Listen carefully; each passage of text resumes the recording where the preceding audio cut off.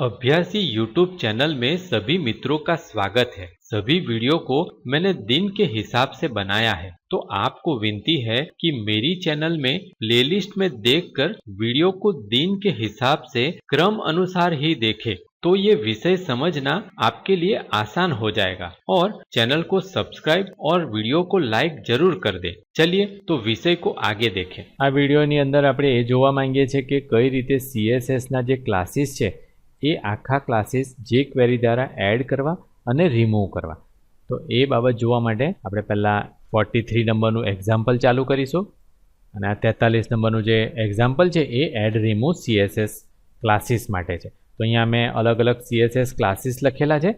તો અત્યાર સુધી આપણે જોઈ ગયા કે આપણે જે ક્વેરી લખતા હતા અને એની અંદર જે પણ આપણે બેકગ્રાઉન્ડ કલર વગેરે બદલવો હોય તો એ બેકગ્રાઉન્ડ કલર ડોટ CSS નામનું ફંક્શન વાપરી અને આખી પ્રોપર્ટી એને કર્લી બ્રેકેટની અંદર મોકલી અને બદલતા હતા। પણ જો વધારે લાંબુ ક્લાસ હોય તો એ ક્લાસ આપણે અલગથી આ રીતે લખી શકીએ। એટલે અહીંયા આપણે CSS લખેલી છે, આપણે આના અગાઉના ટ્યુટોરિયલની અંદર ઓલરેડી CSS વગેરે કઈ રીતે લખવી એ સમજી ગયા છે।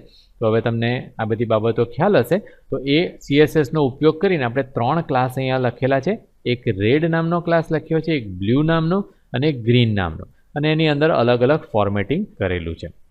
હવે આ ફોર્મેટિંગને એપ્લાય કરવા માટે અહીંયા આપણે બોડી ટેગની અંદર એક H2 ટેગ લખેલું છે, એક P ટેગ લખ્યું છે કે જેની અંદર ફક્ત એક નામ લખેલું છે આપણે અભ્યાસી.com, અને 3 બટન આપણે બનાવેલા છે કે જે રેડ બટન, બ્લુ બટન અને ગ્રીન બટન। એ બટનને આપણે ક્લિક ઇવેન્ટ એડ કરી છે જે ક્વેરી દ્વારા। જે આપણે બતાવ્યું છે કે જ્યારે બટન રેડ ક્લિક થાય ત્યારે પીને પકડીશું, એટલે આ જે પી ટેગ છે એને પકડવામાં આવશે અને એની અંદર પહેલાં રિમૂવ ક્લાસ કરવામાં આવશે। એટલે જો કોઈ ક્લાસ હોય, અહીંયા આપણે કોઈ ક્લાસ લખ્યો હોય તો એ ક્લાસને આપણે કાઢી નાખીશું અને નવો ક્લાસ આપણે એડ કરીશું અને એ રેડ નામનો ક્લાસ હશે।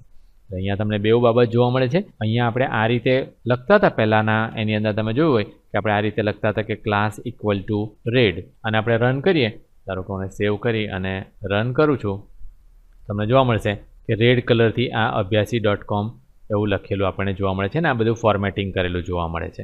પણ જો આપણે અહીંયા કાઢી નાખીએ, આ આખી વસ્તુ અહીંયાથી કાઢી નાખીશું ક્લાસ, સાદો CSSનો કોડ આપણે ના લખીએ, સેવ કરી દઈએ અને પછી આપણે એને રન કરીએ છીએ તો તમને જોવા મળશે કે હવે પી ટેગ સાદો જોવા મળે છે, એની પર કોઈ ફોર્મેટિંગ અત્યારે નથી।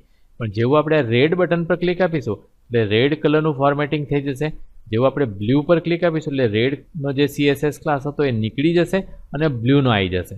એ જ રીતે ગ્રીન પર ક્લિક કરીશું, બ્લુનો જે ક્લાસ હતો એ નીકળી જશે, ગ્રીનનો આવી જશે। એટલે આપણે આ રીતે કોઈ પણ બટનની ઉપર ક્લિક આપી શકીએ અને જે પણ બટનની ઉપર આપણે ક્લિક આપીશું એ બટન CSS છે એ અહીંયા એડ કરી દેવામાં આવશે ને જે જૂની CSS હોય એ રિમૂવ કરી દેવામાં આવશે। તો એટલું કરવા માટે આટલો કોડ લખેલો છે કે પી ટેગને પહેલાં પકડે, એની અંદરનું જો કોઈ ક્લાસ હોય તો એ ક્લાસ રિમૂવ કરી દે।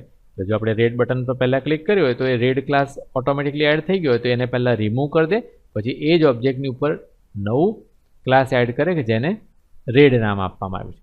એ જ રીતે બ્લુમાં પણ છે અને ગ્રીનની અંદર પણ છે। તો તમને ખ્યાલ આવી ગયો છે કે એક આખું નવું ફંક્શન છે અને એ છે રિમૂવ ક્લાસ। એક બીજું ફંક્શન છે કે જે એડ ક્લાસ માટે છે। એટલે આપણે જે ક્લાસ એડ કરવો હોય એનું નામ આપણે લખીશું એટલે એ ક્લાસ એડ થઈ જશે, અને જે ક્લાસ આપણે રિમૂવ કરવો હોય એ રિમૂવ ક્લાસ ફંક્શનથી આપણે રિમૂવ કરી શકીશું। ટેગની અંદર આપણે CSSના ક્લાસને ડાયનેમિકલી એડ કરી શકીએ અને રિમૂવ કરી શકીએ એવી ફેસિલિટી આપણને જે ક્વેરી આપે છે। અને એ બધા ક્લાસીસ છે આપણે આ રીતે લખવાની જરૂર પડશે, અથવા તો કોઈ ફાઇલ જે છે એટલે CSS ફાઇલ છે એ લિંક કરીને એની અંદર પણ લખેલા હોઈ શકે છે। તો આશા છે કે તમને આ રિમૂવ ક્લાસ અને એડ ક્લાસ ખબર પડી ગઈ હશે।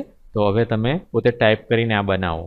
ये वीडियो देखने के लिए आभार। अगर आप कंप्यूटर के एकदम नए और एडवांस टॉपिक पर वीडियो देखना चाहते हैं तो ये वीडियो को लाइक करके चैनल को सब्सक्राइब कर लें। चैनल आगे बढ़ेगी तभी हम नए मुफ्त वीडियो अपलोड कर सकेंगे। आशा है कि आप लाइक, शेयर और सब्सक्राइब जरूर करेंगे। अगर आप ये वीडियो में इस्तेमाल होने वाली PDF फाइल व्हाट्सएप पर खरीदना चाहते हैं तो ये लिंक को देखें। वीडियो डिस्क्रिप्शन में भी ये लिंक दी है। धन्यवाद।